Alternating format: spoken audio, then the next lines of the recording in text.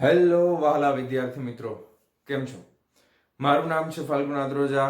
હું રાજકોટથી છું અને તમે જોઈ રહ્યા છો ફિઝિક્સ વિથ ફાલ્ગુન સર. અને આપણે પહેલું ચેપ્ટર વિદ્યુત ભારો અને ક્ષેત્રો એની બધી થિયરી અને ઉદાહરણના દાખલા ઓલરેડી આપણે જોઈ લીધા છે અને આજે આપણે શરૂ કરીએ છીએ સ્વાધ્યાય. બરાબર, તો ચાલો બાળકો શરૂ કરીએ સ્વાધ્યાય. સ્વાધ્યાયનો પહેલો દાખલો 2 × 10⁻7 કુલમ અને 3 × 10⁻7 કુલમ વિદ્યુત ભાર ધરાવતા અને એકબીજાથી હવામાં 30 સેન્ટીમીટર અંતરે રહેલા બે વિદ્યુત ભારિત ગોળાઓ વચ્ચે કેટલું બળ લાગશે. તો અહીંયા આગળ આપણને ખાલી બળનું મૂલ્ય પૂછ્યું છે, તો આપણે અદિશના સ્વરૂપમાં દાખલો ગણી શકાય. બરાબર, તો ચાલો શરૂ કરીએ કેલ્ક્યુલેશન. હવે આપણને ખબર છે બળ જે છે માનાંકમાં લખી નાખીએ તો કેટલું બળ લાગે, k q1 q2 r². Clear? કુલંબીય બળનું સમીકરણ F = k q1 q2 r². બસ હવે આપણે અહીંયા ખાલી કિંમત મૂકવાની છે, બીજું કશું જ કરવાની જરૂર નથી. બધું આપણને આપેલું છે. k ની કિંમત કેટલી? 9 × 10⁹ q1 q2 2 × 10⁻7 3 × 10⁻7. હવે મને નથી લાગતું કે આ દાખલો છે તમને બોર્ડમાં ક્યારે પૂછે. બરાબર, હવે આ સેન્ટીમીટરમાં છે તો ×10⁻2 અને એનો વર્ગ કરવાનો. ક્લિયર છે? ઓકે, હવે આને આપણે એમ રાખી 9 × 2 × 3 × 10 આ 9 - 7 એટલે કેટલા વધ્યા? 2. 2 માંથી પાછા 7 જાય, 2 માંથી 7 જાય તો -5 વધશે. બરાબર, અને છેદમાં આ 3 × 3 કરી નાખું અને 10⁻1 નો વર્ગ એટલે 10⁻2 કરી નાખું. સમજાય છે?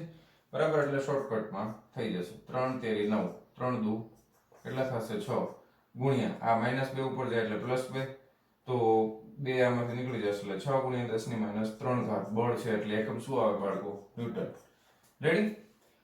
તો ખાસ ધ્યાન રાખવાનું છે કે એકમ લખવાનું ભૂલાવવો જોઈએ નહીં. બરાબર, અને આ બંને ગોળાઓ તમે બીજું બળ કયા પ્રકારનું હશે? બે q1 અને q2 બંને કેવા છે? ધન. તો સમાન વિદ્યુત ભાર હોય, સજાતીય વિદ્યુત ભારો, તો બંને વચ્ચે જે બળ લાગતું હોય કયા પ્રકારનું લાગે?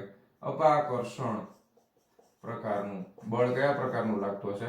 અપાકર્ષણ પ્રકારનું બળ બંને વચ્ચે લાગતું હશે. બરાબર, તો ચાલો જોઈએ આના પછીનો નેક્સ્ટ દાખલો. 1.2 0.4 માઇક્રોકુલમ્બ વિદ્યુત ભાર ધરાવતા એક નાના ગોળા પર બીજા -0.8 માઇક્રોકુલમ્બ વિદ્યુત ભાર ધરાવતા નાના ગોળા વડે હવામાં લાગતું સ્થિત વિદ્યુત બળ 0.2 ન્યૂટન છે. બરાબર, બંને ગોળા પરનો વિદ્યુત ભાર આપી દીધો છે અને બંને વચ્ચે લાગતું બળ તમને આપી દીધું છે. બે વિદ્યુત ભારો વચ્ચેનું અંતર કેટલું હશે? તો તમે એક વસ્તુ વિચારો કે અહીંયા જે છે વિદ્યુત ભાર એ +q છે, q1. બરાબર, અને એક અહીંયા બીજો વિદ્યુત ભાર છે એ -q2 છે, કારણ કે એ માઈનસ છે. આ q1 ની કિંમત આટલી છે અને બે વચ્ચે લાગતું બળ આપી દીધું છે, તો અંતર મળી જશે ને? સિમ્પલ. અને અહીંયા પણ આપણે માનનો જ યુઝ કરીએ, માનાંકનો. બરાબર છે, ખરેખર તો બળ સદિશ રાશિ છે પણ માનાંકમાં લખી નાખીએ તો શું થઈ જશે? k q1 q2 r². બરાબર, હવે અહીંયા જસ્ટ ખાલી આપણે કિંમત મૂકવાની છે. અંતર જોઈએ છે તો અંતરને આપણે પહેલા કરતા બનાવી નાખીએ એટલે r² બરાબર શું થઈ જશે? k q1 q2 mod of f. બરાબર, ચાલો હવે અહીંયા મૂકતા જઈએ. જો k એટલે 9 × 10⁹ ગુણ્યા q1 એટલે 0.4 માઇક્રો છે એટલે 10⁻6 ઇન્ટુ q2 એટલે 0.8. બરાબર, 0.8 છે. હવે ગુણ્યા 10⁻6. હવે મેં માઇનસમાં નથી લખ્યું બાળક. બરાબર ને, કારણ કે માનાંકમાં આપણે લખી નાખ્યું છે, એનો મતલબ એમ. હવે આપણે પ્લસ માઇનસ નો ઉપયોગ કેના માટે કરીએ છીએ? વિદ્યુત ભારોનું ખાસ કરીને કે જ્યારે બે વિદ્યુત ભારો ધન હોય તો બે વચ્ચે અપાકર્ષણ થતું હશે, અને બે વિદ્યુત ભારો એક પ્લસ ને એક માઇનસ હોય તો બે વચ્ચે આકર્ષણ થતું હશે. સિમ્પલ વસ્તુ. તો આકર્ષણ અપાકર્ષણ માટે જેનો ઉપયોગ કરીએ છીએ, એટલે અહીંયા આપણે માઇનસને ધ્યાનમાં લેવાના નથી. બરાબર, એટલે ખાસ ધ્યાન રાખજો વાલા બાળકો. તો આ 0.2 છે, અહીંથી પોઈન્ટ કાઢી નાખું છું. જો હવે કેલ્ક્યુલેશન જોજો હું કઈ રીતે કરું છું. આ 0.2 માંથી પોઈન્ટ કાઢી નાખો, આ 0.4 માંથી પોઈન્ટ કાઢી નાખો, હાલે કે નહીં? અને આ 2 દુ ને 4 થઈ ગયું. બરાબર, તો આ કેટલા થઈ જશે? 9 દુ અચ્છા, આપણે હજી વર્ગમૂળ કાઢવાનું છે ને, તો હું કામ ચિંતા કરવાની? બરાબર, 9 ગુણ્યા 8 દુ 16 કરી નાખીએ. જો અને આ પોઈન્ટ હતો ને તો 10⁹ -7 કરી નાખીએ. આનો પોઈન્ટ આને આપી દીધો -7 અને આ -6. ઓકે, હવે આપણે વર્ગમૂળ કાઢવાનું છે તો પછી ખોટું કઈ ગુણાકાર કરવાનો ફાયદો નહીં. જો 9 માંથી 7 જાય તો 7 ને 2 9, 2 વધ્યા, 2 માંથી 6 જાય તો -4 વધ્યા, બરાબર. હવે આ r સ્ક્વેર છે તો r બરાબર શું થાય, વર્ગમૂળ થાય 9 નું 3 ચોકે ચોકે 16 10 ની -2 ઘાત એટલે 4 તેરી 12 ગુણ્યા 10 ની -2 ઘાત કેમાં આવે, મીટરમાં, એટલે 0.12 મીટર, બરાબર. બંને ગોળા વચ્ચેનું અંતર કેટલું થશે બાળકો, 0.12 મીટર. ક્લિયર છે, રેડી. આ જે આપણે કેલ્ક્યુલેટ કર્યું આ કયો પાર્ટ કર્યો, આપણે પાર્ટ એ કર્યું. હવે પાર્ટ બી ની વાત કરીએ. બીજા ગોળા પર પ્રથમ ગોળાને લીધે લાગતું બળ કેટલું હશે. હવે તમને ખબર છે, થિયરી આપણે ભણ્યા હતા ત્યારે આપણે જોયું હતું છેલ્લે કે આ કુલંબીય બળ છે ન્યૂટનના ગતિના ત્રીજા નિયમનું પાલન કરે છે, બરાબર. હવે એક ગોળો બીજા ગોળા ઉપર જેટલું બળ લગાવે એટલું જ બળ બીજો ગોળો પેલા ઉપર લગાવે, બરાબર. તો હવે પેલો ગોળો બીજા ગોળા ઉપર કેટલું બળ લગાવશે, તો કે કેટલું ટોટલ હવામાં લાગતું સ્થિત વિદ્યુત બળ કેટલું છે, 0.2 ન્યૂટન. તો બીજો ગોળો છે એ પણ ચાલો લખી દઉં, વળી કે સર તમે લખ્યું હતું નહીં. તો બીજા ગોળા પર પ્રથમ ગોળા લીધે લાગતું બળ, બીજા ગોળા પર પ્રથમ ગોળાને લીધે લાગતું બળ બરાબર 0.2 ન્યૂટન હશે, બરાબર. કારણ કે કુલંબીય બળ એ ન્યૂટનના ગતિના ત્રીજા નિયમનું પાલન કરે છે, બરાબર. આવું લખી નાખવાનું પરીક્ષામાં, વાર્તા પૂરી. ઓકે, તો નોટ ડાઉન કરી લેજો, બુકમાં લખતા જાજો. હવે જોઈએ છીએ આના પછીનો દાખલો. ચાલો, તો નેક્સ્ટ છે 1.3 નંબરનો સ્વાધ્યાયનો. ke²/g_me_mp ગુણોત્તર પરિમાણ રહિત છે તેમ ચકાસો. ભૌતિક અચળાંકો ધરાવતા કોષ્ટકમાં જુઓ અને આ ગુણોત્તરનું મૂલ્ય શોધો. આ ગુણોત્તર શું સૂચવે છે, આટલી વસ્તુ આપણને પૂછી છે. તો સૌથી પહેલા તો આ જે સૂત્ર આપણને આપેલું છે ke²/g_me_mp, એમાં બધી વસ્તુ શું કહેવા માંગે છે એ આપણને ખબર હોવી જોઈએ. તો પહેલી વસ્તુ જોઈએ, કે બરાબર શું છે બાળકો, તો કે છે એ કુલંબીય અચળાંક છે. કે શું છે, કુલંબીય અચળાંક, રેડી. પછી ઈ બરાબર શું છે, તો કે એ જે છે ને એ મૂળભૂત વિદ્યુત ભાર છે. શું છે, ઈ છે ઈ મૂળભૂત વિદ્યુત ભાર, ઇલેક્ટ્રોન અને પ્રોટોનનો વિદ્યુત ભાર, બરાબર. કેપિટલ G શું છે, તો કે ગુરુત્વાકર્ષણ નો સાર્વત્રિક અચળાંક. 11મા ધોરણમાં ભણી ગયા છો ગુરુત્વાકર્ષણ બળ વિશે, બરાબર. તો કે F બરાબર G m1m2/r². તો એમાં G શું હતું, કેપિટલ G ગુરુત્વાકર્ષણ બળનો સાર્વત્રિક અચળાંક. હવે m ઈ શું છે, તો કે ઇલેક્ટ્રોન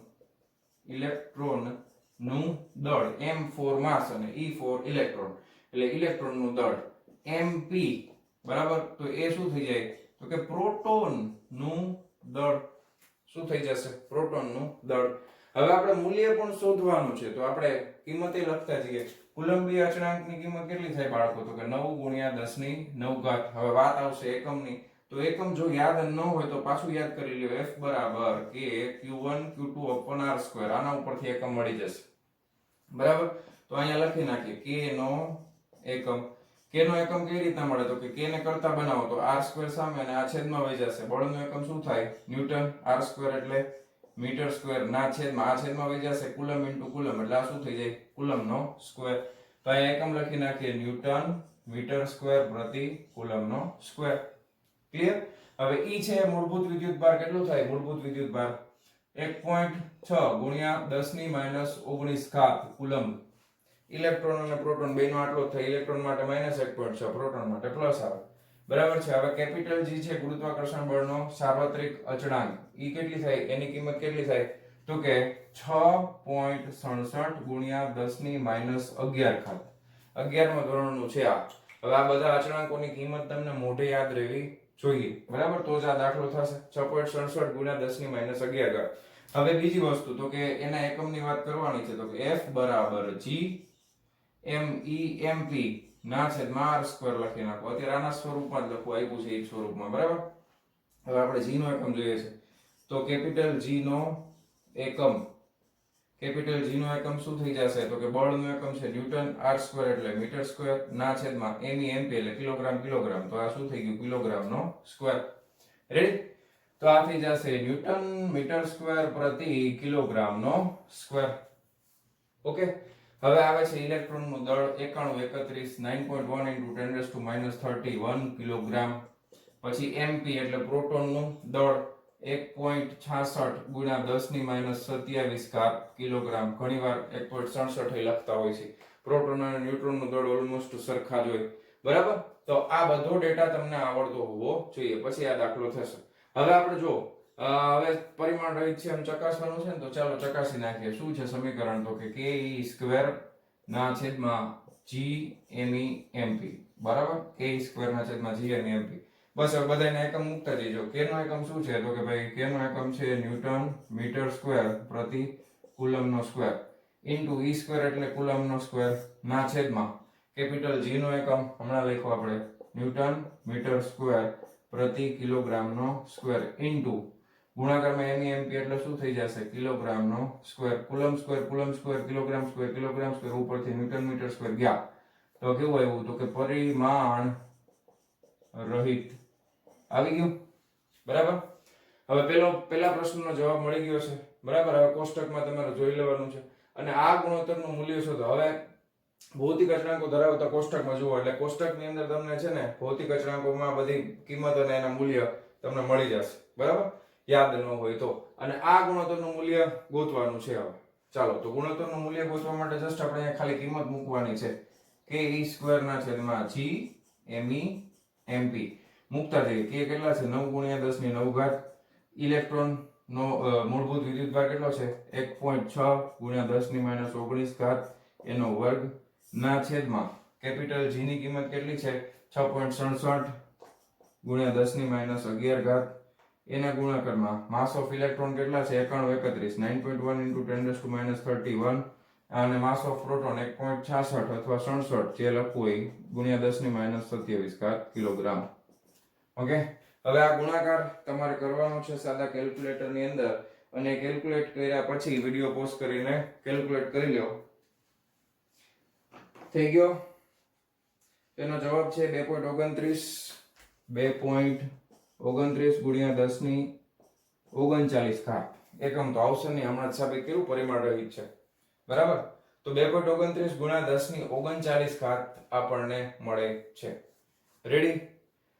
ચાલો હવે એક વસ્તુ નોટિસ કરો. આ ગુણોત્તર શું સૂચવે છે? તો પહેલી વસ્તુ એ છે કે આ જે છે આ સમીકરણનો ભાગ છે, આ રહ્યું ઈ આ સમીકરણનો ભાગ છે. તો આ કયું બળ છે તો કે કુલંબીય બળ છે, અને આ કયું બળ છે તો કે ગુરુત્વાકર્ષણ બળ છે. તો આ ગુણોત્તર છે એ કુલંબીય બળ અને ગુરુત્વ બળ નો ગુણોત્તર સૂચવે છે. બરાબર? કુલંબીય બળ અને ગુરુત્વ બળ વચ્ચેનો ગુણોત્તર છે ઈ આ સમીકરણ છે એ આપણને સૂચવે છે. બીજી એક વસ્તુ તમે નોટિસ કરો કે આનો જે જવાબ આવે છે એમાં 10 ની કેટલી ઘાત આવે છે 39 ઘાત. એનો મતલબ એમ કે કુલંબીય બળ છે એ ઘણું બધું વધારે પ્રબળ છે. ગુરુત્વ બળ કરતા કુલંબીય બળ છે એ કેટલું પ્રબળ છે 10 ની 39 ઘાત ગણું વધારે પ્રબળ છે, કારણ કે ગુણોત્તર તો એ જ સૂચવે છે. બરાબર? તો આ તમારી બુકની અંદર વિડિયો પોઝ કરીને બધું લખી લેજો. અને હવે જોઈએ છીએ નેક્સ્ટ આના પછીનો ટોપિક. એના પછીના બંને પ્રશ્નો જે છે એ થિયોરેટિકલ છે, એટલે કે તમારે આનો જવાબ લખવાનો છે, કેલ્ક્યુલેશન છે નહીં. તો 1.4 નો પહેલો ભાગ પદાર્થનો વિદ્યુતભાર ક્વોન્ટમિત થયેલો છે. એ કથનનો અર્થ સમજાવો. તો તમને ક્વોન્ટમીકરણનો સિદ્ધાંત ખબર હોવી જોઈએ. ક્વોન્ટમીકરણનો સિદ્ધાંત આપણને શું કહે છે? Q = Ne. બરાબર છે? જ્યાં n એ પૂર્ણાંક સંખ્યા છે અને E જે છે મૂળભૂત વિદ્યુતભાર છે. બરાબર છે? એટલે કોઈ પણ પદાર્થમાં રહેલો વિદ્યુતભાર છે મૂળભૂત વિદ્યુતભારના પૂર્ણ ગુણાંકના સ્વરૂપમાં હોય, પછી એમાં ગમે એટલો વિદ્યુતભાર હોઈ શકે. ઓકે, પછી બીજો પ્રશ્ન પૂછ્યો છે સ્થૂળ એટલે કે મોટા માપક્રમ પર વિદ્યુતભારો સાથે કામ કરતી વખતે આપણે વિદ્યુતભારનું ક્વોન્ટમીકરણ શા માટે અવગણી શકીએ છીએ? બરાબર? હવે જ્યારે મોટા માપક્રમની વાત કરવામાં આવે, બરાબર, ત્યારે વિદ્યુતભાર છે એને આપણે સતત ગણતા હોય છે. હવે એમાં આપણે એક એક ઇલેક્ટ્રોનની ગણતરી કરતા નથી. દાખલા તરીકે એક નાનો એવો કોપરનો ગોળો પણ જો લેવામાં આવે ને તો એની અંદર કરોડોની સંખ્યામાં ઇલેક્ટ્રોન રહેલા હોય. હવે એમાં તમે એક એક ઇલેક્ટ્રોનની ગણતરી કરી શકતા નથી. ત્યારે આપણે શું કરીએ છીએ? ગોળા પરનો જે વિદ્યુતભાર છે એને સતત વિદ્યુતભાર તરીકે ગણીએ છીએ, બરાબર? એટલા માટે આપણે એની ગણતરી કરતા નથી. ક્લિયર? પછીનો પ્રશ્ન છે 1.5 નંબરનો. જ્યારે કાચના સળિયાને રેશમી કાપડ સાથે ઘસવામાં આવે છે ત્યારે વિદ્યુતભાર બંને પર દેખા દે છે. આવી ઘટના પદાર્થની અન્ય જોડીઓ માટે પણ જણાય છે. વિદ્યુતભાર સંરક્ષણના નિયમ સાથે આ બાબત કેવી રીતે સુસંગત છે તે સમજાવો. તો સિમ્પલ વસ્તુ છે બાળકો, કે જ્યારે કાચના સળિયાને રેશમના કપડા સાથે ઘસવામાં આવે ત્યારે કાચનો સળિયો જેટલો ધન વિદ્યુત ભારિત બનશે એટલું જ રેશમનું કપડું ઋણ વિદ્યુત ભારિત બનશે. બરાબર છે? એટલે કાચના સળિયામાંથી જેટલા ઇલેક્ટ્રોન રેશમના કપડામાં જશે એટલો જ ધન વિદ્યુત ભાર કાચનો સળિયો પ્રાપ્ત કરશે ને એટલો જ ઋણ વિદ્યુત ભાર રેશમનું કપડું. એટલે અહીંયા વિદ્યુત ભારનું સંરક્ષણ તો થાય જ છે. નવો વિદ્યુત ભાર ઉત્પન્ન થતો નથી. બરાબર છે? એ કાચના સળિયામાંથી રેશમના કપડા ઉપર ગતિ કરે છે.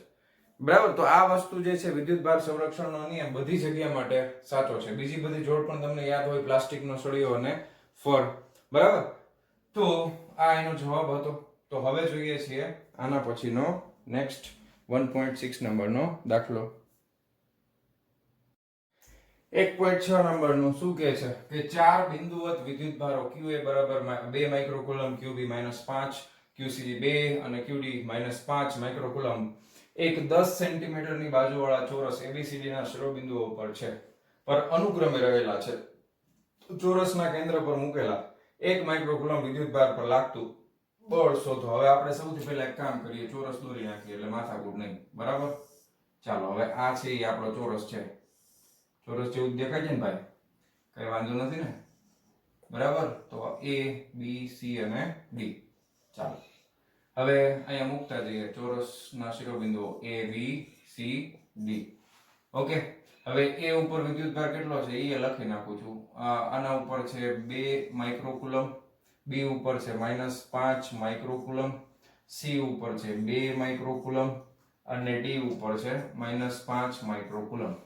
અને 10 સેન્ટીમીટર બાજુ, એટલે આ બાજુ 10 સેન્ટીમીટર, આ પણ 10 સેન્ટીમીટર, આ પણ 10 સેન્ટીમીટર, આ પણ 10 સેન્ટીમીટર. ઓકે, હાલ હવે કેન્દ્ર ઉપર 1 માઇક્રોકુલમ મૂકેલો છે. કેન્દ્ર માટે શું કરાય? વિકર્ણ દૂર નખાય ને બે બાજુના, આમથી આમ અને આમથી આમ. તો આખે થઈ ગયું કેન્દ્ર. કેન્દ્ર ઉપર કેટલો છે? તો કે 1 માઇક્રોકુલમ. હવે આના ઉપર લાગતું બળ, બરાબર? બળ શોધો. હવે આપણને ખબર છે બળ છે એ સદિશ રાશિ છે. ઓકે, હવે એક વસ્તુ તમે નોટિસ કરો કે આ વિકર્ણના સામસામેનો વિદ્યુતભાર સરખો અને આ વિકર્ણનો સામસામેનો વિદ્યુતભાર સરખો. બરાબર? હવે ખાલી આપણે આની ચર્ચા કરીએ. આ કેન્દ્ર ઉપર છે એટલે આને આપણે O નામ આપી દઈએ. તો AO રેખા છે એની આપણે ચર્ચા કરીએ. જો કે ભાઈ AO ઉપર જે બળ લાગશે આ 1 માઇક્રોકુલમ ઉપર, તો આ ધન વિદ્યુતભાર અને કેન્દ્ર ઉપર એ ધન, તો આના ઉપર અપાકર્ષણ એના લીધે લાગતું બળ આ દિશામાં લાગે. બરાબર? તો આપણે જો આને ખાલી હું બળ દર્શાવું છું અહીંયા. હવે એ છે ને રેડ કલર થી દર્શાવી દો. ઈ FA છે એ આ તરફ લાગશે, FA. સમજાણું? કારણ કે નીચે તરફ લાગશે, ધક્કો મારશે એટલે. હવે આ C 2 માઇક્રોકુલમ છે. બે વચ્ચેનો અંતર ચોરસ છે અને કેન્દ્ર છે એટલે આ અંતર ને આ અંતર સરખું થાય ને, બધા સરખા થશે. તો આ C છે આના ઉપર ધક્કો મારશે તો ક્યાં બળ લગાડશે? તો કે ઉપર તરફ લગાડશે એટલે આમ લગાડશે, આમ. તો ઈ FC લાગે. બરાબર? ક્લિયર? આટલું સમજાણું? અપાકર્ષી પ્રકારનું બળ. રેડી? અને એક બીજી વસ્તુ તમે નોટિસ કરો બાળકો, કે આ બે વચ્ચેનું અંતર સરખું, બેના વિદ્યુતભાર સરખા, તો તમે એમ કહી શકો કે FA બરાબર જ તે શું થાય? -FC થાય સદિશના સ્વરૂપમાં. પણ મૂલ્ય સરખા છે એટલે માનાંકમાં FA બરાબર જ તે માનાંકમાં FC થાય. બળના મૂલ્ય સરખા છે પણ દિશા એકબીજાથી વિરુદ્ધ છે એટલે બે ન્યૂટનનો ગતિનો ત્રીજો નિયમ, FA બરાબર -FC. ક્લિયર? ઓકે છે બધું? પરફેક્ટ. હાલો બીજું, હવે આ O અને B ની વાત કરીએ તો આ ધન છે ને આ ઋણ છે. તો અહીંયા આગળ જે બળ 1 ઉપર લાગશે એ આકર્ષી પ્રકારનું લાગશે. આકર્ષી લાગશે એટલે આ તરફ લાગશે. કોણ લગાવે છે? તો કે B લગાવે છે, FB આ તરફ -5 છે એટલે. અને અહીંયા -5 આ તરફ છે એટલે આના ઉપર લાગશે આકર્ષી પ્રકારનું, આ તરફ લાગશે. તો એ કેટલું લાગશે? તો કે FD જેટલું લાગશે આકર્ષી પ્રકારનું. રેડી? હવે અહીંયા પણ તમે ડાયરેક્ટ સિમ્પલ કોમન સેન્સ થી તમે કહી શકો કે FB જે છે એના બરાબર જ તે માઈનસ શું થાય? FD. દિશા વિરુદ્ધ છે એટલે માઈનસ લખું છું. બરાબર ને? એકબીજાની વિરુદ્ધ દિશામાં છે પણ બળનું મૂલ્ય તો સરખું જ છે કે માનાંકમાં FB માનાંકમાં FD. બેના મૂલ્ય તો કેવા છે? સરખા જ છે. ઓકે, હવે આપણે સદિશના સ્વરૂપમાં ચોખ્ખું બળ જોઈએ છે તો કે 1 માઇક્રોકુલમ વિદ્યુત ભાર પર લાગતું કુલ બળ કુલ બળ કેટલું લાગશે તો કે બધા બળનો સરવાળો. દાખલા તરીકે F બળ લાગે છે તો કે FA બરાબર છે વત્તા FB વત્તા FC વત્તા FD થાય. FA વત્તા FB વત્તા FC વત્તા FD બરાબર. હવે FA બરાબર તો માઈનસ શું છે FC છે બરાબર પ્લસ FB એમ FB બરાબર શું છે તો કે FB બરાબર માઈનસ FD છે બરાબર છે પ્લસ FC અને પ્લસ FD. આ બધાનો સરવાળો કરો શું જવાબ આવે 0. કોમન સેન્સ ની વસ્તુ હતી આ જોઈને ખબર પડી જાય. એટલે આ દાખલા કરતા વધારે MCQ માં તમને પૂછી શકે બરાબર ને, કારણ કે આ કઈ કેલ્ક્યુલેશન છે નહીં. કોમન સેન્સ થી ખાલી જોઈને તમને ખબર પડી જાય કે આના ઉપર લાગતું ચોખ્ખું બળ છે એ 0 જોઈએ, કારણ કે બધી બાજુ સરખા અને વિરુદ્ધ દિશામાં લાગે છે. એટલે નેટ ફોર્સ કેટલું થઈ જશે 0 ન્યૂટન બરાબર. એકમ લખી નાખવાનો કાંઈ વાંધો નહીં 0 ભલે ને બરાબર. બળનો એકમ થશે ન્યૂટન તો 0 ન્યૂટન જેટલું બળ લાગશે. તો તમારી બુકની અંદર લખી લો. હવે જોઈએ છીએ આના પછીનો નેક્સ્ટ 1.7 નંબર. હવે નેક્સ્ટ 1.7 નંબરનો છે થિયોરેટિકલ ક્વેશ્ચન છે.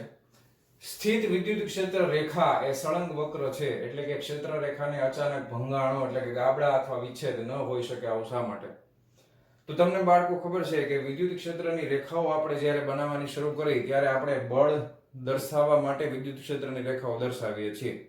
ઓકે, હવે તમને એક કોમન સેન્સ થી સમજાવું. દાખલા તરીકે અહીંયા વિદ્યુત ભાર રહેલો છે પ્લસ કેપિટલ Q આ ગોળામાં, અને આ ગોળામાંથી આપણે ક્ષેત્ર રેખાઓ આ રીતે અનંત સુધી આપણે ધન રેખાઓ બહાર દોરતા હોઈએ. એનો મતલબ શું છે કે દાખલા તરીકે તમે એવું હું તમને એમ કહું કે ભાઈ કોઈ કણ છે અહીંયા હશે ત્યારે એના ઉપર બળ લાગશે F, પણ અહીંયા હશે ત્યારે નહીં લાગે. હવે અહીંયા બળ ન લાગતું એનો મતલબ એમ કે ક્ષેત્ર રેખા નથી, પણ એ વસ્તુ શક્ય નથી. કારણ કે વિદ્યુત ભાર ઉપર તો બળ છે આ રેખા અનંત સુધી જતી હશે ને એ સીધે સીધી જતી હશે, તો બધે દરેક બિંદુ પાસે બળ લાગશે.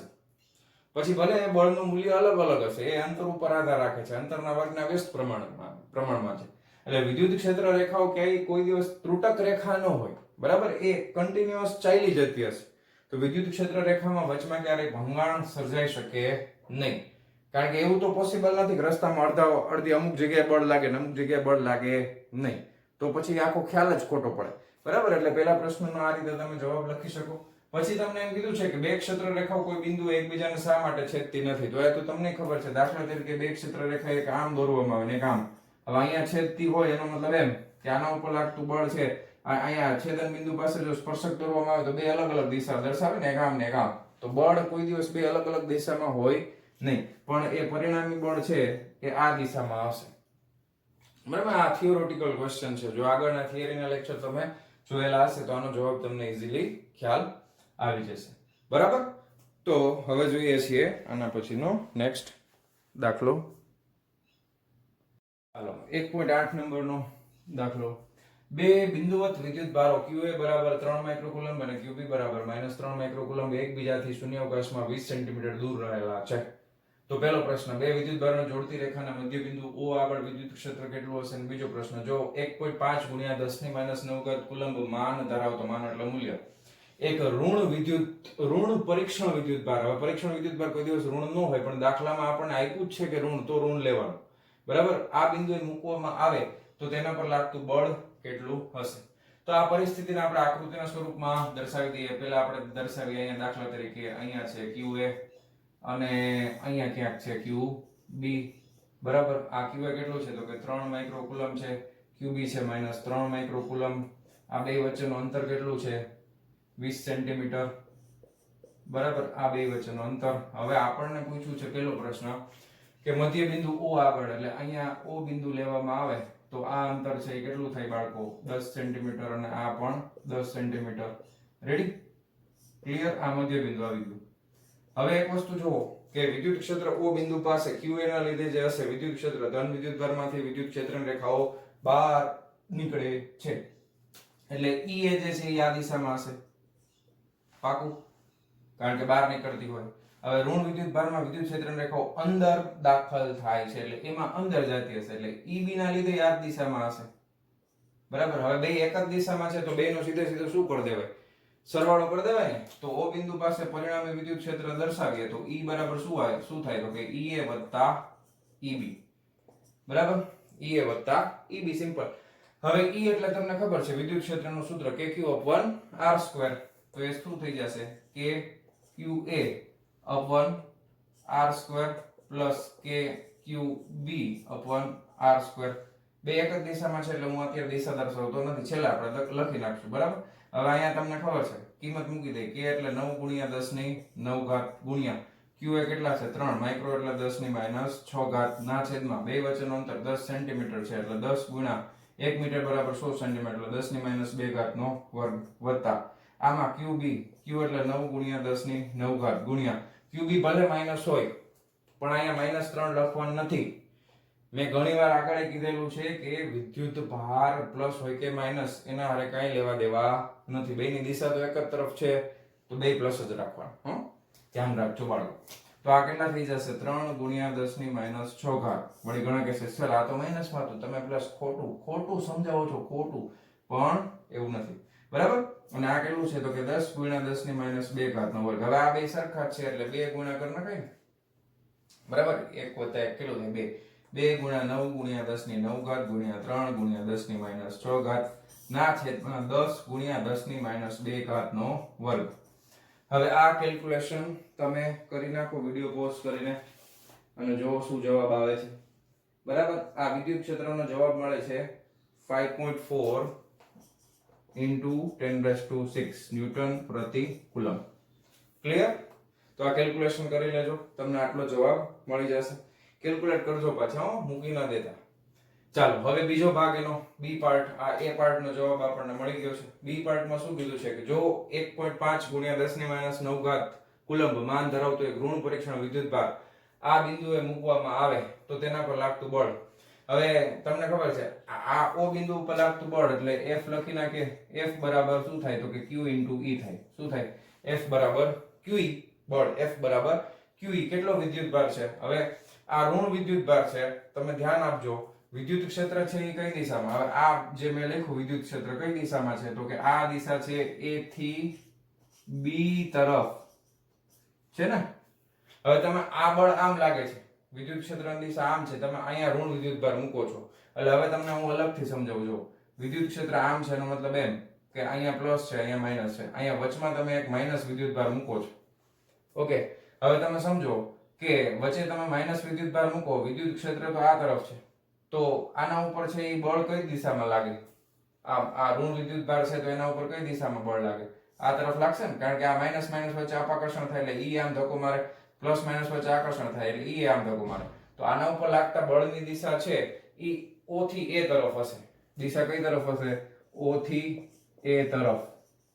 બરાબર. દિશા આપણે લખી નાખી. ઓકે. હવે અહીંયા તમારે માઈનસ કરવું હોય તો પણ ભલે, ન કરો તો પણ ભલે, માઈનસ કરવાની કોઈ જરૂર નથી. અહીંયા તમે દિશા દર્શાવી દીધી ને કે આ બળનું મૂલ્ય આટલું છે ને એની દિશા O થી A તરફ છે એટલે વાર્તા પૂરી થઈ ગઈ. બરાબર. જો તમે આની દિશા A થી B તરફ ગણતા હોય તો માઈનસ રાખવું જરૂરી છે. બરાબર. તો અત્યારે આપણે માઈનસ ને ધ્યાનમાં લેશું નહીં. Q નું મૂલ્ય કેટલું છે તો કે 1.5 ગુણ્યા 10 ની માઈનસ 9 ઘાત ઇન્ટુ E કેટલું છે આપણી પાસે આવ્યું 5.4 ગુણ્યા 10 ની 6 ઘાત. બરાબર. બળનો એકમ થશે ન્યૂટન. હવે આ તમે જો જરા કેલ્ક્યુલેટ કરો જોઈએ વિડિયો પોઝ કરીને. બરાબર. તો આનો જવાબ આવશે 8.1 ગુણ્યા 10 ની માઈનસ 3 ઘાત ન્યૂટન. પણ આપણે દિશા ઓલરેડી લખી નાખી છે O થી A તરફ એટલે પ્લસ માઈનસ કરવાની કઈ જરૂર નથી. આ છે બળ F આના ઉપર લાગતું. ક્લિયર? તો વિડિયો પોઝ કરીને લખી લેજો. ચાલો 1.9 નંબરનો એક તંત્રમાં બે વિદ્યુત ભારો QA બરાબર 2.5 ગુણ્યા 10 ની માઈનસ 7 ઘાત કુલમ અને QB બરાબર માઈનસ 2.5 ગુણ્યા 10 ની માઈનસ 7 ઘાત કુલમ અનુક્રમે A બરાબર 0 0 માઈનસ 15 સેન્ટીમીટર અને B બરાબર 0 0 પ્લસ 15 સેન્ટીમીટર બિંદુએ રહેલા છે. તંત્રનો કુલ વિદ્યુત ભાર અને વિદ્યુત ડાયપોલ ચાક માત્રા શોધો. બરાબર. હવે જો આપણી પાસે બે વિદ્યુત ભાર છે, આપેલો ડેટા છે, બધું લખતા જઈએ તો કે QA બરાબર 2.5 × 10⁻⁷ કુલમ છે, QB બરાબર -2.5 × 10⁻⁷ કુલમ છે. હવે પહેલા તો પહેલી વસ્તુ આપણે ગોતી લઈએ કે તંત્રનો કુલ વિદ્યુત ભાર. હવે આપણને એક ખબર છે લાક્ષણિકતા વિદ્યુત ભારની કે વિદ્યુત ભારોનો સરવાળો કરી શકાય છે એટલે તંત્રનો કુલ વિદ્યુત ભાર Q બરાબર શું થાય તો કે QA વત્તા QB બરાબર, બેનો સરવાળો કરશું એટલે કેટલો થશે તો કે 0 થશે, પણ છતાંય પૂરેપૂરું લખવાનું, ખોટા વળી માર્ક સ્ટેપના કાપી ન નાખે બરાબર. અને આ -2.5 × 10⁻⁷ બરાબર. તો આ 0 કુલમ, તો તંત્રનો કુલ વિદ્યુતભાર તો 0 થઈ ગયો બરાબર. રેડી. હવે બીજી વસ્તુ, હવે આને આપણે આ QA વિદ્યુતભાર ક્યાં આવ્યો છે તો કે 0 0 -15 અને B છે ઈ 0 0 +15. એટલે તમે જુઓ કે x અક્ષનું યામ 0 છે, y નું 0 છે, ખાલી z માં -15 છે અને અહીંયા z માં +15 છે. ઓકે, તો હવે આપણે x y z ત્રણેય દર્શાવવાની જરૂર નથી, કારણ કે z યામ એકની જ વાત કરી છે, તો આપણે આને સમજી લઈએ કે આ બાજુ જે છે એ +z છે અને આ બાજુ જે છે એ -z છે અને અહીંયા ઉગમ બિંદુ O છે બરાબર. એટલે અહીંયા 0 0 હશે. હવે QA છે એ -15 પાસે છે, એટલે ધારો કે અહીંયા આગળ બિંદુ A આવેલું છે અને અહીંયા વિદ્યુતભાર QA છે બરાબર. અને આ જે અંતર છે એ કેટલું થશે તો કે 0 0 અને -15. ઓકે, અને B બિંદુ છે એ અહીંયા ક્યાંક છે ધારો કે, અને એ કેટલું છે તો કે 0 0 ને +15. ઓકે, અને અહીંયા વિદ્યુતભાર છે QB. રેડી. આટલું ક્લિયર થઈ ગયું. આકૃતિ દ્વારા આપણે સમજીએ. હવે આપણે શું ગોતવાનું છે કે વિદ્યુત ડાયપોલ ચાક માત્રા. તો વિદ્યુત ડાયપોલ ચાક માત્રા માટે પહેલા આપણે આ અંતર લખી નાખીએ કે કુલ અંતર કેટલું થાય, અહીંયાથી આ બાજુ -15, અહીંયા +15, એટલે ટોટલ અંતર કેટલું થઈ જશે 30 સેન્ટીમીટર થઈ જાય. હવે આ અંતર છે એને આપણે ડાયપોલ માટે શું કહીએ છીએ યાદ કરો, 2a કહીએ છીએ ને. Okay, ready. તો ડાયપોલ ની ચાક માત્રા છે, તો ડાયપોલ ચાક માત્રા એટલે બીજો ભાગ ડાયપોલ ચાક માત્રા p સદિશ રાશિ છે, તો એ શું થાય તો કે q * 2a.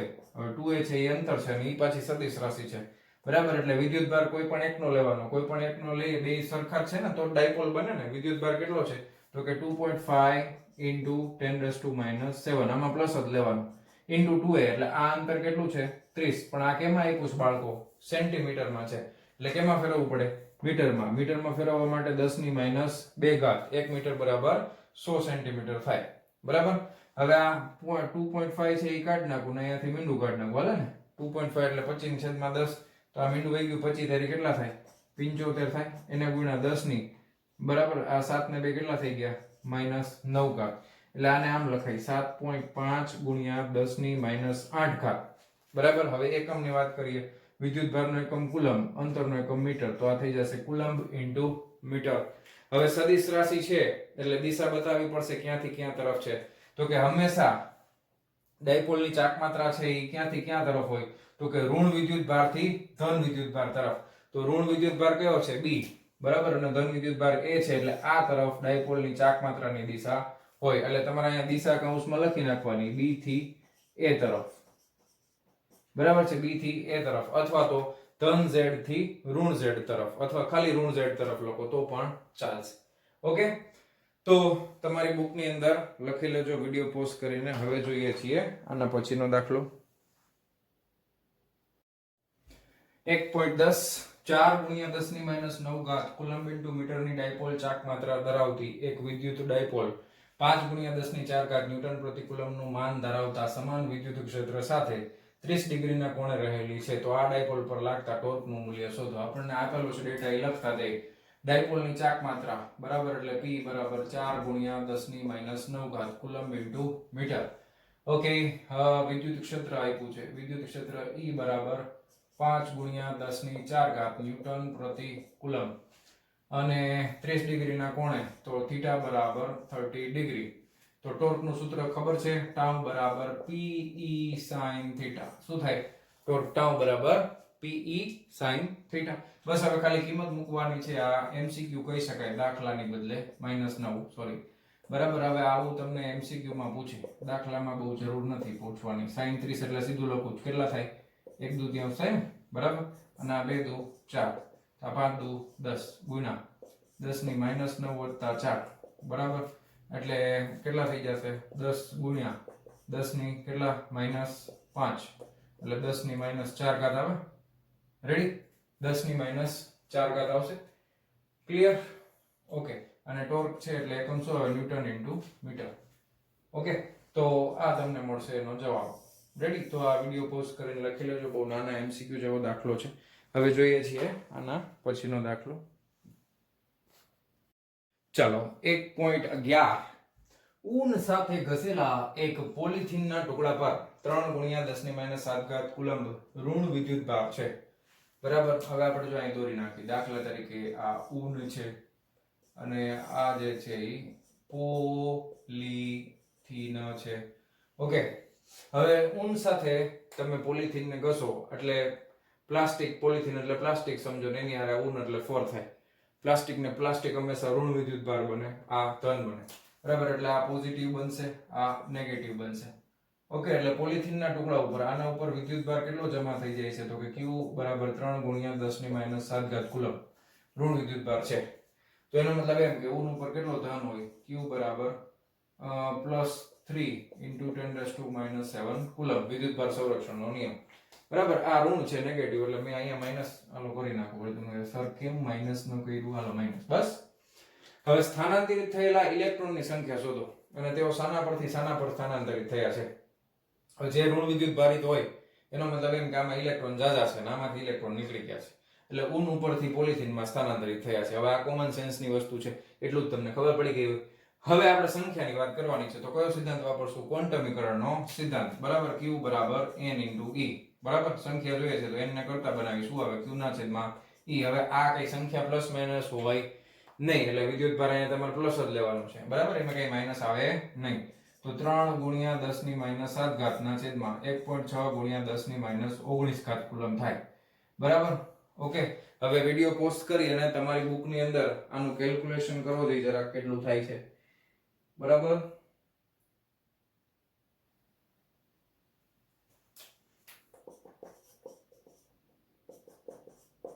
ઓકે, આવો કંઈક જવાબ આવશે. 1.875 ગુણ્યા 10 - 12. હવે આને તમારે નિયર અબાઉટ લખવું હોય તો આમ તમે લખી શકો. બરાબર, બાકી કઈ બોર્ડની એક્ઝામ પૂછાય તો નિયર અબાઉટ લખવાની કોઈ જરૂર છે નહીં.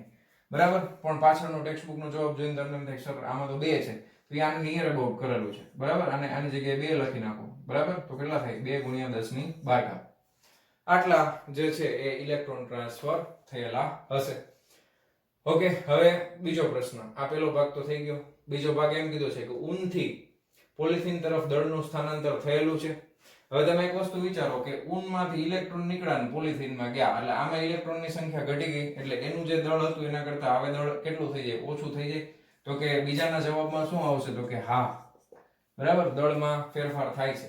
ઊનથી પોલિથીન તરફ દળનું સ્થાનાંતર થયેલું છે, તો કે હા. અને કેટલું થઈ ગયું છે? તો કે એ દળ આપણે ગોતવું હોય તો કેટલા ઇલેક્ટ્રોન ગયા? તો કે સંખ્યા આપણે લખી નાખી n * એક ઇલેક્ટ્રોનનું દળ કેટલું થાય? તો કે માસ ઓફ ઇલેક્ટ્રોન. બરાબર છે. હવે અહીંયા એક્ઝેક્ટ આપણે આંકડો લખીએ તો 1.875 × 1012 આટલા સંખ્યા છે. એક ઇલેક્ટ્રોનનું દળ કેટલું થાય? 9131. હવે આ કરો જોઈએ તમારા કેલ્ક્યુલેટરમાં, કેલ્ક્યુલેશન કરો તો આનું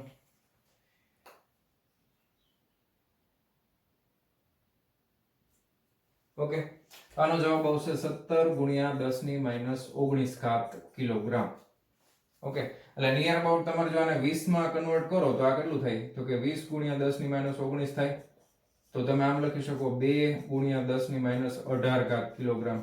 આ 20 છે ને આ -19 છે, એટલે 2 ગુણ્યા 10 - 18 કિલોગ્રામ થાય. ઓકે, તો વિડિયો પોઝ કરીને ઉતારી લેજો. હવે જોઈએ છીએ આના પછીનો દાખલો. ચાલો 1.12 નંબરનો જોઈ લઈએ. પહેલા 2 ભાગમાં પૂછ્યો છે. પહેલા ભાગમાં એમ કીધું છે કે કોપરના અલગ કરેલા 2 ગોળાઓ A અને B ના કેન્દ્રો વચ્ચેનું અંતર 50 સેન્ટીમીટર છે. જો દરેક પરનો વિદ્યુતભાર આટલો હોય તો તેમની વચ્ચે પરસ્પર લાગતું અપાકર્ષણનું બળ કેટલું હશે? A અને B વચ્ચેના અંતરની સરખામણીએ તેમની ત્રિજ્યાઓ અવગણી શકાય તેવી છે. એટલે ગોળાની ત્રિજ્યા ખૂબ નાની છે, એટલા માટે તમે કુલમનો નિયમ આમાં વાપરી શકો. એટલે પહેલો ભાગ સાવ સહેલો છે. બરાબર, પહેલા ભાગમાં આપણને ખબર છે, દાખલા તરીકે આકૃતિથી સમજી લે. હાલો ચાલો, આ ગોળો A છે, આ ગોળો B છે. હવે આમની વચ્ચેનું અંતર તમને કંઈક આપેલું છે. બરાબર છે, આ 50 ગુણ્યા 10 - 2 મીટર, સેન્ટીમીટરમાં છે તો મીટરમાં ફેરવી નાખી. હવે બેનો વિદ્યુતભાર આપણે એને Q વડે દર્શાવીએ, બે સરખા છે એટલે. બરાબર, Q અને એ કેટલો આપ્યો છે? Q 6.5 ગુણ્યા 10 - 7 કુલમ. ચાલો, હવે આપણને ખબર છે બળ કેટલું લાગે, ખાલી મૂલ્ય જોઈએ છે તો F બરાબર kq² / કારણ કે બે સરખા છે ને એટલે q² કરી નાખ્યું. કે કેટલા છે? 9 ગુણ્યા 10 q નો વર્ગ એટલે 6.5 નો વર્ગ ગુણ્યા 10 - 7 નો વર્ગ કરીએ એટલે 7 દૂન કેટલા થઈ જાય? 14 ના છેદમાં r નો સ્ક્વેર એટલે 25 અને આ બે મીંડા બીજા ગુણ્યા 10 - 2 નો વર્ગ એટલે 10 - 4. રેડી? ઓકે, આટલું ક્લિયર થઈ ગયું. હવે આ કેલ્ક્યુલેશન છે એ જ્યારે તમે લોકો કરશો, બરાબર, વિડિયો પોઝ કરીને પહેલા કેલ્ક્યુલેટ કરી લ્યો. ચાલો,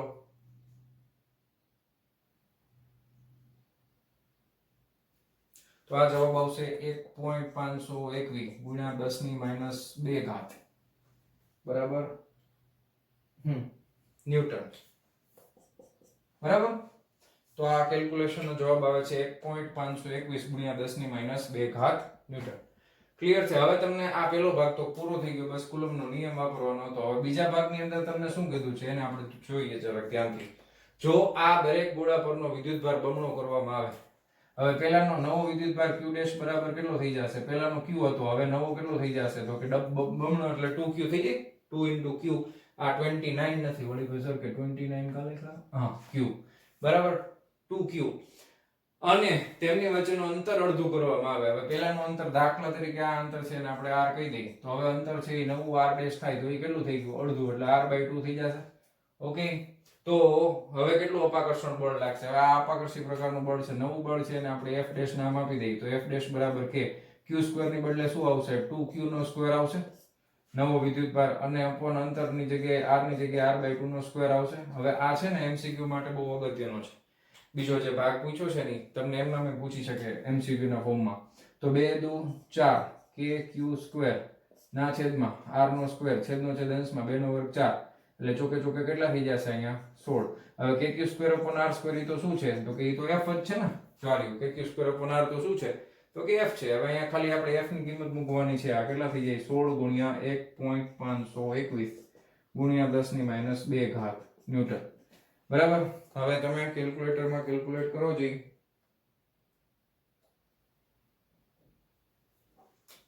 તો આ આવશે 24.33 ગુણ્યા 10 ની માઈનસ 2 ઘાત ન્યૂટન, એટલે આ 0.24 ન્યૂટન થાય. કેટલા થાય?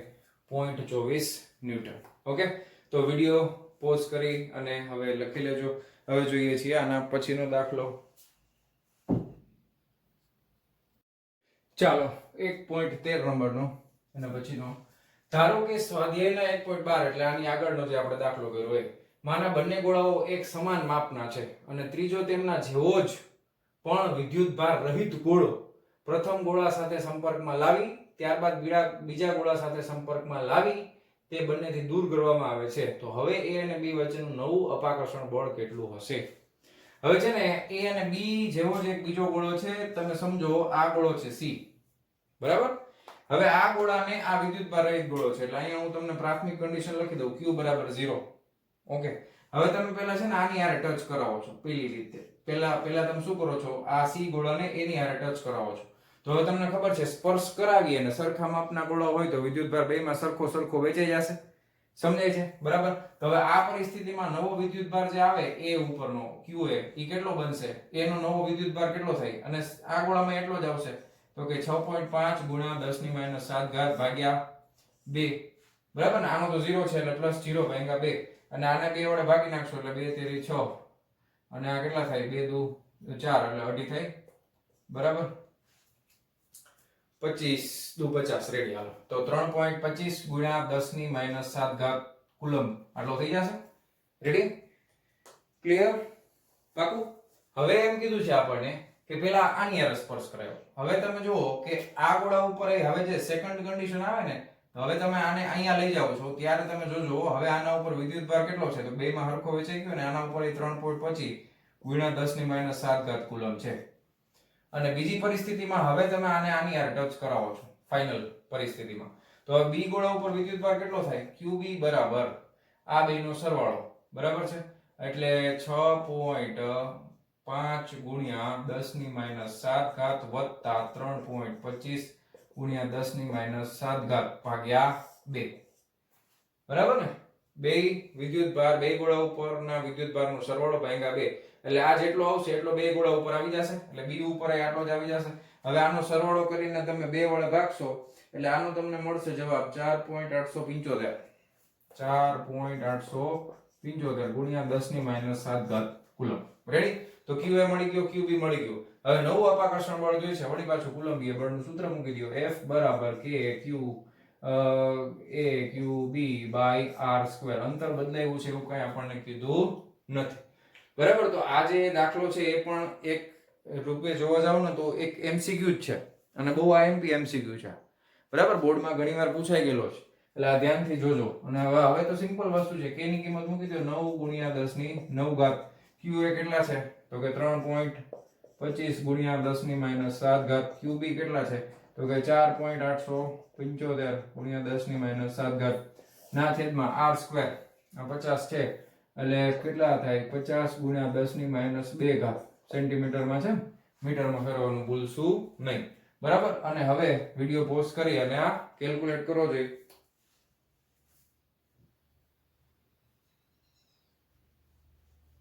આનો જવાબ આવશે 5.7 ગુણ્યા 10 ની -3 ઘાત ન્યૂટન. બરાબર, 10 ની -3 ઘાત છે એટલે 5.7 મિલી ન્યૂટન કહી શકાય. બરાબર, તો આ લખી લેજો. આઈએમપી એમસીક્યુ ના ફોર્મમાં તમને પૂછી શકે. હવે જોઈએ છીએ આના પછીનો દાખલો. ચાલો, 1.14 થિયોરેટિકલ દાખલો છે. આકૃતિમાં સમાન વિદ્યુત ક્ષેત્રમાં ત્રણ વિદ્યુત ભારોના ગતિપથ દર્શાવેલા છે 1, 2 અને 3. આ વિદ્યુત ક્ષેત્ર છે. વિદ્યુત ક્ષેત્ર દેખાડેલું ટૂંકમાં આમ તમને બતાવ્યું છે. ખરેખર વિદ્યુત ક્ષેત્રની રેખા દોરવી હોય તો એ પ્લસ થી માઈનસ તરફ, આમ ઉપરથી નીચે તરફ હશે. બરાબર, હવે ત્રણ વિદ્યુત ભારોના ચિહ્ન આપો. હવે કયા, એટલે ટૂંકમાં ચિહ્ન મીન્સ ધન છે કે ઋણ છે. તો હવે આ સિમ્પલ કોમન સેન્સ ની વસ્તુ છે કે અહીંથી તમે છોડ્યા, બે આમ ગયા અને એક આમ ગયો. હવે આ બાજુ ધન છે તો ધન પ્રત્યે કોણ આકર્ષિત થાય? ઋણ આકર્ષિત થાય ને. એટલે પેલો છે એ ઋણ હોય, બીજો છે એ ઋણ હોય અને 3 નંબર છે એ ઋણ પ્રત્યે આકર્ષિત થાય છે. તો આ ભાઈ કેવો હોય તો કે ધન હોય. તો આ સિમ્પલ તમને ચિહ્ન મળી જશે. ઓકે, હવે કયા કોણ માટે વિદ્યુત ભાર અને દળનું ગુણોત્તર મહત્તમ હશે? વિદ્યુત ભાર એટલે E, દળ એટલે m. હવે આ E/m ગુણોત્તર કયા વિદ્યુત ભાર માટે મહત્તમ હશે? હવે એક વસ્તુ તમે સમજો કે આ મહત્તમ હોવા માટેની શરત શું છે? પહેલી વસ્તુ એ છે કે E છે એ વધારે હોવું જોઈએ અને બીજી વસ્તુ છે કે દળ છે એ સૂક્ષ્મ હોવું જોઈએ. બરાબર, વિદ્યુત ક્ષેત્ર વધારે અને દળ ઓછું. બરાબર, તો જ આ ગુણોત્તર છે એ મહત્તમ થાય. એટલે જેનું વિદ્યુત ક્ષેત્ર પ્રબળ હોય તો એના ઉપર લાગતું કુલંબીય બળ પણ વધારે લાગશે. બરાબર ને, ઈ વધારે હોય એનો મતલબ એમ કે કુલંબીય બળ વધારે લાગે. હવે m છે m, બરાબર, આ m છે m એ કયા બળ માટે જવાબદાર છે તો કે એ ગુરુત્વાકર્ષણ બળ માટે જવાબદાર છે. પણ કુલંબીય બળની સાપેક્ષમાં ગુરુત્વાકર્ષણ બળ જે છે એ અવગણ્ય ગણી શકાય. બરાબર ને, એવું આપણને ખબર છે. ગુરુત્વાકર્ષણ બળ છે એ ખૂબ જ સૂક્ષ્મ હોય કુલંબીય બળની સાપેક્ષમાં. બરાબર, તો આ દળમાં કઈ બહુ વધઘટ હશે તોય વાંધો આવશે નહીં, પણ વિદ્યુત ક્ષેત્ર વધારે પ્રબળ હોવું જોઈએ. હવે એનો મતલબ એમ કે કુલંબીય બળ વધે તો કયું બળ વધે? આકર્ષણ અથવા અપાકર્ષણ પ્રકારનું બળ વધે. બરાબર, હવે આકર્ષણ બળ વધે એટલે એનો મતલબ એમ કે એનો ગતિપથ જે છે એ ગતિપથમાં સૌથી વધારે જે વિચલન પામતો હોય કણ એનો જ E/m ગુણોત્તર સૌથી મોટો હોય. સમજાય છે? જે કણનો ગતિપથમાં વધારે ને વધારે મેક્સિમમ વિચલન થાય એ કણનો E/m ગુણોત્તર સૌથી મોટો હશે. તો આકૃતિમાં આપણને આમાં જો અહીંયાથી આનું વિચલન જો મેક્સિમમ થાય છે, આ થોડાક જ ત્રાસા છે, આનું ત્રાસું થોડું વધારે છે, એટલે ત્રીજા નંબરનો કોણ છે એનો E/m ગુણોત્તર છે એ મહત્તમ હશે. ક્લિયર છે? તો તમારી બુકની અંદર નોટ ડાઉન કરી લ્યો. હવે જોઈએ છીએ આના પછીનો દાખલો. ચાલો બાળકો, 1.15 નંબરનો એક સમાન વિદ્યુત ક્ષેત્ર E બરાબર 3 ગુણ્યા 10 ની 3 ઘાત I કેપ ન્યૂટન પ્રતિ કુલમનો વિચાર કરો. હવે અહીંયા એક વસ્તુ જોઈ લો, અહીંયા I કેપ આપ્યું છે. બરાબર, તો એનો મતલબ એમ કે વિદ્યુત ક્ષેત્ર કઈ દિશામાં છે? x અક્ષની દિશામાં. બરાબર છે, ધારો કે હું આવી રીતે દોરી દઉં છું તમને. આ x છે, આ y છે અને આને લંબ જે આવે એ આ z છે. ક્લિયર? તો વિદ્યુત ક્ષેત્ર અત્યારે કઈ દિશામાં છે બાળકો? આ દિશામાં. તો વિદ્યુત ક્ષેત્ર E છે એ x ની દિશામાં છે. ઓકે, હવે yz સમતલને સમાંતર જેનું સમતલ હોય તેવા 10 સેન્ટીમીટર ની બાજુવાળા ચોરસમાંથી આ ક્ષેત્રનું ફ્લક્સ કેટલું હશે? હવે આને છે ને 3D માં ઇમેજિન કરીએ આપણે. દાખલા તરીકે ધારો કે આ માર્કર છે, આ x ની દિશામાં છે એટલે આ વિદ્યુત ક્ષેત્ર થઈ ગયું. બરાબર, હવે yz સમતલ એટલે ઉપરનું y અને તમારા તરફ જે આવતું હોય આ આંગળી Ez, તો આ મારો જે હાથ દેખાય છે આ હથેળી એ yz સમતલ થઈ ગયું અને આ માર્કર છે એ x અક્ષની દિશામાં. બરાબર, હવે આ ચોરસ છે તો એ આ સપાટીનું ક્ષેત્રફળ જે આવે એ ક્ષેત્રફળનો સદિશ હંમેશા ક્યાં લેવાનો હોય? આ સપાટીને લંબ. તો એ ક્ષેત્રફળનો સદિશ આમ જ આવશે. તો આ માર્કર અને આ આંગળી બે એકબીજાને સમાંતર છે, એનો મતલબ એમ કે ઈ અને એ એકબીજાને સમાંતર છે. તો સમાંતર હોય તો ખૂણો કેટલાનો થાય? 0 ડિગ્રી થાય. તો પેલા કેસની અંદર થીટા બરાબર કેટલા આવશે? 0 ડિગ્રી આવશે. ક્લિયર? અને હવે આપણને ફ્લક્સ નું તો ખબર છે, ફ્લક્સ ફાઈ બરાબર શું થાય? તો કે ઈ એ cos થીટા. બરાબર? તો ઈ ની કિંમત આપણને આપી છે 3 * 10⁻³ એરિયા ક્ષેત્રફળ. તો આ શું થઈ જશે? 10 * 10⁻², મીટરમાં ફેરવવું જરૂરી છે. બરાબર? 10 * 10⁻²નો વર્ગ, ચોરસનું ક્ષેત્રફળ, લંબાઈનો વર્ગ. બરાબર? તો આ કેટલું થઈ જાય? 3 * 10⁻³ ગુણ્યા દાય દાય 100 ગુણ્યા 2 નો વર્ગ એટલે -4. તો આ કેટલા થઈ જાય? 300 ગુણ્યા 10 ની આ 3 પ્લસ ને -4 એટલે -1 એટલે કેટલા થઈ ગયા? 30. ઓકે. અને ફ્લક્સ નો એકમ શું થાય બાળકો? નો ખબર હોય તો શું કરવાનું? તો કે વિદ્યુત ક્ષેત્રનો એકમ શું થાય? તો કે ન્યૂટન પ્રતિ કુલમ, અને એરિયા ક્ષેત્રફળનું શું થાય? Meter square. એટલે ન્યૂટન મીટર સ્ક્વેર પ્રતિ કુલમ. ઓકે. હવે બીજો પ્રશ્ન જો, બીજામાં એમ કીધું છે બી ભાગમાં કે જો આ જ ચોરસના સમતલને દોરેલો લંબ x અક્ષ સાથે 60 નો કોણ બનાવે તો તેમાંથી ફ્લક્સ કેટલું થશે? હવે પહેલા આમ હતું આ સમતલ ચોરસ વાળો. બરાબર? હવે જો આ માર્કર છે ને, આ સમતલનો ક્ષેત્રફળનો સદિશ છે, અને આ આંગળી છે એ x અક્ષ છે. હવે શું કર્યું? આ સમતલ છે ને ઈ આપણે આ રીતે આમ વાળી નાખ્યું. તો આ મારી આંગળી અને આ માર્કર, આના વચ્ચે કેટલાનો ખૂણો બન્યો? 60 ડિગ્રીનો. તો ઈ અને એ વચ્ચે ખૂણો કેટલાનો છે? 60 ડિગ્રીનો. તો બીજા કેસની અંદર થીટા બરાબર કેટલું થઈ જશે? 60 ડિગ્રી. બરાબર? તો એના માટે ફ્લક્સનું સૂત્ર તો આ જ રહેશે, ઈ એ cos થીટા. બરાબર? cos 60 એટલે કેટલા થાય? 1/2. તો ઈ એ બાય 2. હવે ઈ એ ની કિંમત તો આપણને ખબર છે, કેટલી છે? 30. તો 30/2 કેટલા આવે? 15 ન્યૂટન મીટર સ્ક્વેર પ્રતિ કુલમ. ઓકે. તો ઓપ્શન એ અને ઓપ્શન બી બેના જવાબ આપણને મળી ગયા છે. રેડી? તો હવે જોઈએ છીએ આના પછીનો નેક્સ્ટ દાખલો. આ નોટ ડાઉન કરી લેજો વિડિયો પોઝ કરીને.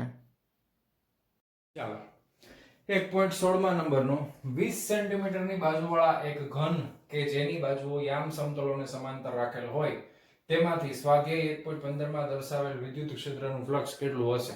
તો હવે એક વસ્તુ વિચારો, હમણાં આગળનો એટલે 1.15 એટલે આની આગળનો. બરાબર? હવે હું તમને સમતલ બતાવી સમજાવું. જો દાખલા તરીકે આ x અક્ષ હતી, આ y અક્ષ છે. બરાબર? અને અહીંયા z અક્ષ છે. હવે સમઘન છે ને એ આના ઉપર મૂકેલું છે. હવે સમઘન છે અહીંયા બધી બાજુઓને પાછું સમાંતર હોય એવી રીતે મૂકેલું છે. એટલે શું કરાય? તો કે આ રીતે આપણે સમઘન બનાવવાની ટ્રાય કરીએ. બરાબર? તો આ રીતનું કંઈક સમઘન બને ને, જોતા રહેજો. બરાબર? Okay okay. હા, રેડી થઈ ગયું? હા, જો આ બાજુ આને સમાંતર છે, આ YZ પ્લેન ને સમાંતર. અને આગળના દાખલા પ્રમાણે આપણને એ પણ યાદ છે કે આગળના દાખલામાં વિદ્યુત ક્ષેત્ર છે એ કઈ દિશામાં હતું? તો કે વિદ્યુત ક્ષેત્ર છે એ આમ x અક્ષની દિશામાં હતું, વિદ્યુત ક્ષેત્ર E. રેડી? હવે એક વસ્તુ તમે નોટિસ કરો કે અહીંયા વિદ્યુત ક્ષેત્રની જેટલી રેખાઓ આ સમઘનમાં દાખલ થાય છે એટલી જ રેખાઓ બહાર નથી નીકળતી, વચમાં ક્યાંય અટવાઈ જાય છે. બરાબર ને? કારણ કે આ સપાટી ઉપર જ છે, કઈ આડાવડું સમઘનય નથી કે અમુક રહી જતી હોય એવું કઈ છે નહીં. તો જેટલી રેખાઓ અંદર દાખલ થાય છે એટલી જ રેખાઓ તો બહાર નીકળે છે. એટલે એનો મતલબ એમ કે જેટલું ફ્લક્સ અંદર દાખલ થાય છે એટલું જ ફ્લક્સ બહાર નીકળી જાય છે. એટલે નેટ ફ્લક્સ કેટલું થાય? 0. અને જવાબ શું આવે? શૂન્ય.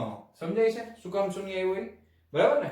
જેટલી વિદ્યુત ક્ષેત્રની રેખાઓ અંદર દાખલ થાય છે એટલી જ રેખાઓ બહાર નીકળી જાય છે. એટલે અંદર કઈ ફ્લક્સ રહેતું નથી. એટલે આનું કુલ ફ્લક્સ કેટલું થઈ જશે? શૂન્ય. રેડી? તો હાલો હવે જોઈએ છીએ આના પછીનો દાખલો. ચાલો બાળકો, 1.17 નંબરનો. હવે એક બ્લેક બોક્સની સપાટી આગળના વિદ્યુત ક્ષેત્રની કાળજીપૂર્વકની માપણી દર્શાવે છે કે બોક્સની સપાટીમાંથી બહાર તરફનું કુલ ફ્લક્સ, બોક્સની સપાટીમાંથી બહાર તરફનું કુલ ફ્લક્સ આટલું છે. તો બોક્સની અંદરનો કુલ વિદ્યુતભાર કેટલો હશે? બરાબર છે? હવે બહારની તરફનું એનો મતલબ એમ કે પહેલી વસ્તુ એ ખબર પડી જવી જોઈએ કે બોક્સની અંદર જે વિદ્યુતભાર હશે એ ધન હશે. બરાબર ને? કારણ કે ધન હોય તો જ વિદ્યુત ક્ષેત્રની રેખાઓ બહાર નીકળતી હોય, તો જ ફ્લક્સ છે એ ધન આવે. બરાબર? તો હવે અહીંયા તમને ફ્લક્સ આપી દીધું છે, ફ્લક્સ ફાઈ બરાબર 8 × 10⁻³ ન્યૂટન મીટર સ્ક્વેર પ્રતિ કુલમ. ઓકે. તો હવે કુલ વિદ્યુતભાર બોક્સની અંદરનો તો સૂત્ર કયું વાપરશું? ફ્લક્સ ફાઈ બરાબર q in / ε0. હવે હું છે ને પહેલેથી ઇન લખવાની પ્રેક્ટિસ એટલા માટે જ પાડું છું કે તમને ખ્યાલ આવે કે આ વિદ્યુતભાર છે એ અંદરની તરફનો છે, ગાઉસિયન પૃષ્ઠની અંદરના વિદ્યુતભારની વાત કરેલી છે, બરાબર. તમે q એમ નામ રાખશો તો પણ વાંધો નથી. તો q ઇન બરાબર શું થઈ જશે 5 * એપ્સિલોન 0. ફ્લક્સ કેટલું છે 8 ગુણ્યા 10 ની 3 ઘાત. એપ્સિલોન 0 ની કિંમત કેટલી થાય 8.85 ગુણ્યા 10 ની -12 ઘાત. રેડી? એપ્સિલોન 0 ની કિંમત મૂકી દીધી. હવે આ ગુણાકાર તમે કરો, બરાબર, કેલ્ક્યુલેટરમાં.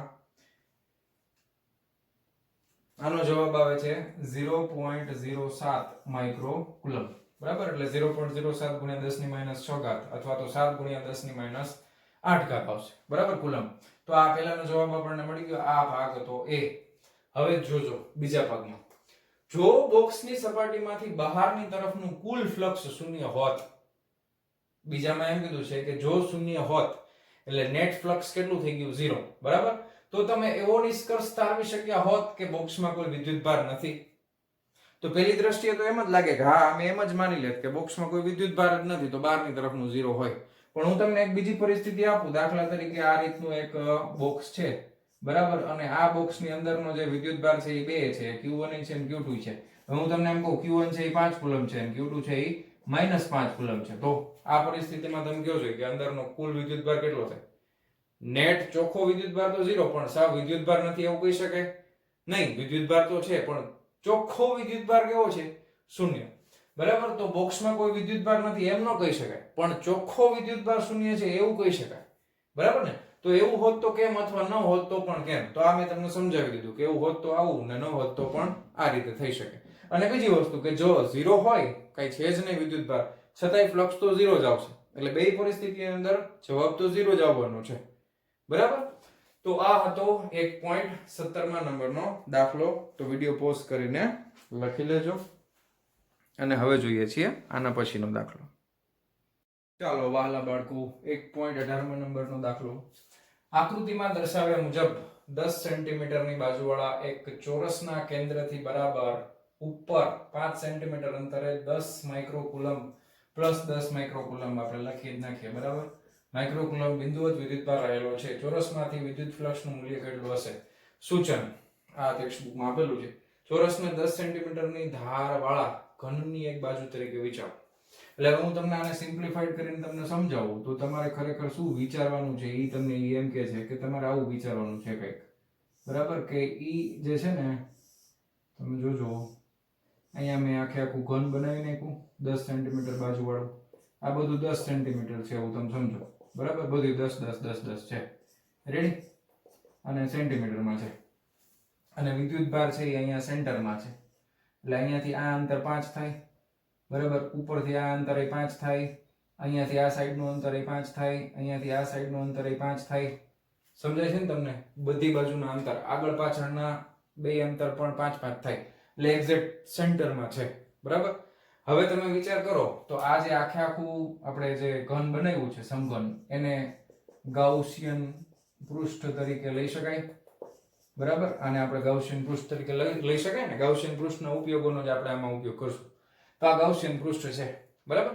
હવે આ ગાઉસિયન પૃષ્ઠ છે તો આની અંદર સંકળાયેલું ફ્લક્સ આપણને ખબર હોય કેટલું થાય. ફ્લક્સ phi બરાબર q in divided by epsilon 0. એટલે અંદર રહેલો વિદ્યુતભારના છેદમાં એપ્સિલોન 0. હવે અંદર કેટલો વિદ્યુતભાર છે? તો કે 10 માઇક્રોકુલમ છે. એટલે 10 ગુણ્યા 10 ની -6 ઘાત આવે.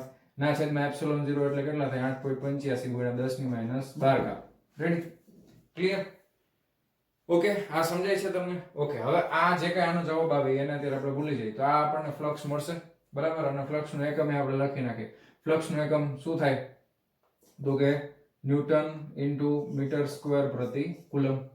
ઓકે, તો ન્યૂટન ઇન્ટુ મીટર સ્ક્વેર પ્રતિ કુલમ આ ફ્લક્સ આપણને મળે. પણ આ આપણને નથી પૂછ્યું. આપણને તો એમ પૂછ્યું છે વાલા બાળકો કે આ જે નીચેની બાજુ તમને દેખાય છે, બરાબર, આ સપાટી, આમાંથી જ પસાર થતું ફ્લક્સ જોઈએ છે આપણે. આ તમે જે ગોઈતું, આ તમે શેનું ગોઈતું? તો કે આ તમને જે મળે ને ઈ 1 2 3 4 5 અને 6 ટોટલ 6 બાજુ હોય ને, 1 2 3 4 આગળની પાછળની ટોટલ 6 6 બાજુમાં જ પસાર થતું ગોઈતું. પણ આપણે તો એવી એક બાજુમાંથી જ જોઈએ છે. તો કાંઈ ચિંતા કરવાની જરૂર નથી. 5 બરાબર 5 ભાગ્યા 6, બરાબર. તો આને તમે 6 વડે ભાગી નાખો. 10 ગુણ્યા 10 ની -6 ના છેદમાં 6 ગુણ્યા 8.85 ગુણ્યા 10⁻12 તો તમને એક બાજુમાંથી પસાર થતું ફ્લક્સ મળી જાય કે નહીં? તો હવે વિડિયો પોઝ કરીને જરાક કેલ્ક્યુલેટ કરો જોઈએ શું જવાબ આવે છે. આનો જવાબ આવશે 1.8832 ગુણ્યા 10⁵ બરાબર ન્યૂટન મીટર સ્ક્વેર પ્રતિ કુલમ. 1.8832 ગુણ્યા 10⁵ ન્યૂટન મીટર સ્ક્વેર પ્રતિ કુલમ.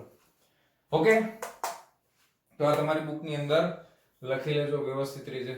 અને વહાલા બાળકો, સ્વાધ્યાયનો આ પહેલો ભાગ આપણે અહીંયા આગળ કમ્પ્લીટ કરીએ છીએ. આના પછીના જે બાકીના સ્વાધ્યાયના પ્રશ્નો છે અથવા તો દાખલાઓ છે અને વધારાના સ્વાધ્યાયના જે કંઈ પણ પ્રશ્નો અને દાખલાઓ છે એ બધા હવે આપણે આના પછીના પાર્ટની અંદર જોશું. અને વહાલા બાળકો, જો તમને વિડીયો લેક્ચર પસંદ હોય તો મારી ચેનલને સબસ્ક્રાઇબ કરો, વિડીયોને લાઈક કરો અને તમારા મિત્રોની સાથે શેર કરો. બરાબર, મળીએ છીએ નેક્સ્ટ વિડીયો લેક્ચરમાં. ત્યાં સુધી આવજો.